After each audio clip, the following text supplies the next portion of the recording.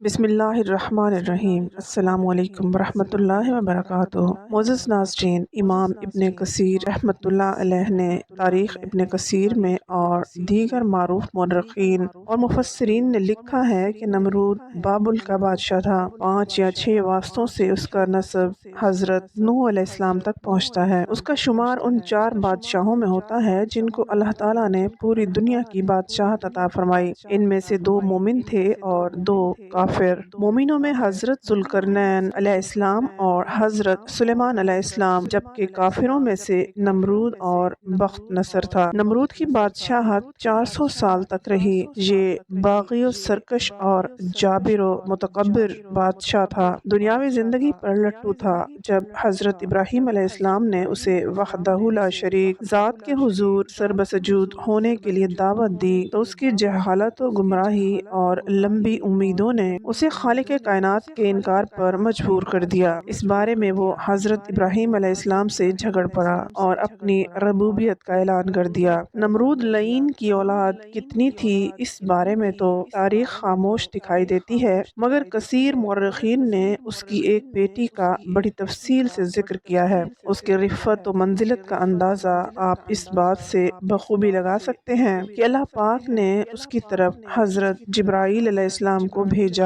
واقعہ کچھ یوں ہے کہ نمرود کی ایک بیٹی کا نام رغزہ تھا۔ یہ عقل و فراست میں یکتا تھی۔ جب حضرت ابراہیم علیہ السلام کو آگ میں ڈالے چند روز گزر گئے تو یہ نمرود کے پاس آئی اور کہنے لگی، اگر آپ مجھے اجازت دیں تو میں ابراہیم علیہ السلام کو دیکھنا چاہتی ہوں اور اس کو آگ میں پھینکے جانے کے بعد کیا ہوا۔ نمرود نے کہا، اے نور نظر، کئی روز گزر چکے ہیں کہ جب اس کو شدید بھڑکتی ہوئی آگ میں ڈالا گیا، اب اس آگ میں تمہیں کیا نظر آئے گا؟ بیٹی نے ضد کی تو نمرود نے نہ چاہتے ہوئے بھی اجازت دے دی۔ جب وہ لڑکی اس مچان پر آئی تو دیکھا کہ آگ کے اندر ایک باغ لگا ہوا ہے اور ایک بہت بڑا تخت ہے جس پر حضرت ابراہیم علیہ السلام بیٹھے ہوئے ہیں۔ یہ منظر دیکھا تو تعجب کی انتہا نہ رہی۔ دور سے ہی آواز دے کر پوچھنے لگی، اے ابراہیم علیہ السلام، آپ کس حال میں ہیں؟ اور تعجب کی بات ہے کہ آپ کو آگ نے نہیں جلایا بلکہ اس کے برخلاف آپ گل و گلزار میں بیٹھے ہوئے ہیں۔ حضرت ابراہیم علیہ السلام نے فرمایا، جس کے دل میں معرفت الہی ہو اس کو آگ نہیں جلاتی۔ لڑکی نے کہا، تو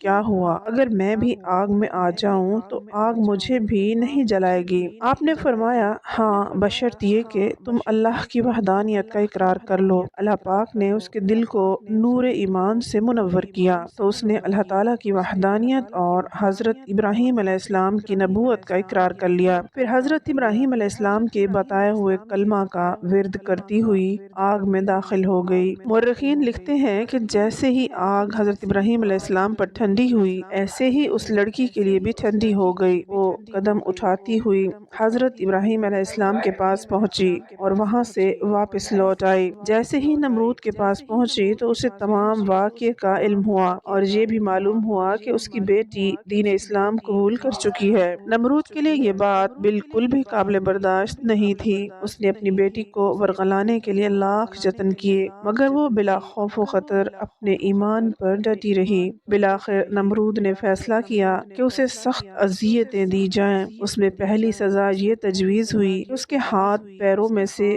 میخیں گاڑ کر بازار میں لٹکا دیا جائے۔ چنانچہ انہوں نے لڑکی پر سزا کا عمل شروع کیا تو اللہ تعالیٰ نے حضرت جبرائیل علیہ السلام کو حکم دیا کہ جاؤ اور اس لڑکی کو اذیت سے نکال کر حضرت ابراہیم علیہ السلام تک پہنچا دو۔ لہٰذا حضرت جبرائیل علیہ السلام نے لڑکی کو ان کے شکنجے سے نکالا اور حضرت ابراہیم علیہ السلام کے پاس پہنچا دیا۔ منقول ہے کہ جب حضرت ابراہیم علیہ السلام الاؤ سے باہر نکلے تو وہ آپ کے ساتھ وہ لڑکی بھی تھی۔ آپ نے اس نیک صفت لڑکی کا نکاح اپنے بیٹے مدین کے ساتھ کر دیا۔ اللہ تعالیٰ نے اس کے بطن سے 20 لڑکے پیدا فرمائے اور وہ تمام منصب نبوت پر فائز ہوئے۔ ناظرین، بے شک اللہ پاک دین کی راہ میں اٹھائی جانے والی تکلیفوں پر صبر کو رائیگاں نہیں جانے دیتا۔ دعا ہے کہ اللہ کریم ہمیں بھی اسلام کی سربلندی کے لیے ہم وقت کوشاں رہنے کی توفیق عطا فرمائے، آمین۔ امید ہے آپ کو آج کی ویڈیو پسند آئی ہوگی۔ مزید ویڈیوز کے لیے ہمارے چینل کو سبسکرائب کر لیں، ویڈیو کو لائک اور شیئر ضرور کر دیں۔ اگلی ویڈیو تک اجازت دیں، اللہ حافظ۔